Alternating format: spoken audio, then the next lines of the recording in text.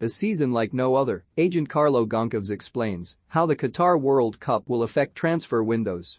For the first time in its history, the 2022 FIFA World Cup will take place in the winter rather than the summer due to its host nation Qatar being too hot during the summer months. It has changed plans dramatically. The Premier League season will start a week earlier, on August 6, but will take a 6-week break for the tournament, with the final game taking place on 13 November and resuming again on Boxing Day.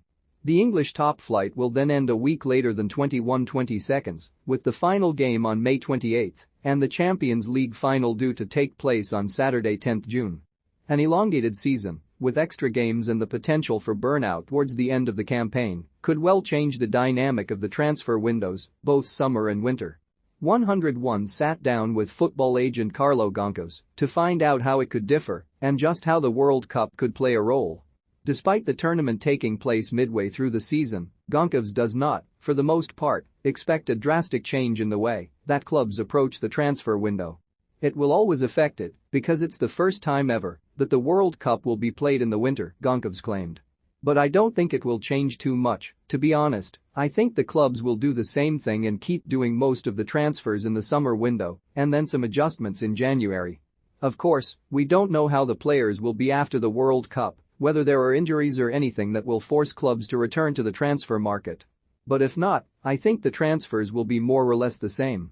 Those of a Manchester United or England persuasion will of course be aware of just how damaging a summer move can have on a player's international hopes. Jadon Sancho made the switch to Old Trafford from Borussia Dortmund, where he was excelling. However, poor form at Manchester United saw him dropped from the England setup, and even a spark of form in the months since has not seen him enter Gareth Southgate's consideration. As it stands, he seems likely to miss out on the World Cup squad in November too. And, while that may serve as an example to some, Goncalves feels as though that will be a minority rather than the rule. Most of the national coaches have already drawn up their squads in their mind, and I don't think a player not performing for 1 or 2 months will make the difference over their selection, he suggested. I don't think that they will think about the impact of the transfer immediately, he added. I think that if they have the chance to go to a better club, to have minutes and to play with a better salary, I think that they will do it without thinking too much about the World Cup. Asked about potential movers in January beyond clubs looking for potential injury cover, Goncalves was quick to claim that he had not planned, nor was he anticipating, a particularly busy winter window despite the elongated season. I'm not expecting a big transfer window in January, I'm expecting all this to happen during the summer as normal.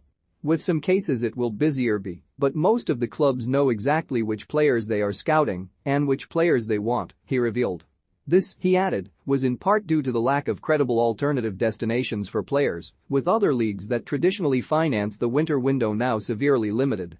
The January market has lost impetuses, Goncalves explained.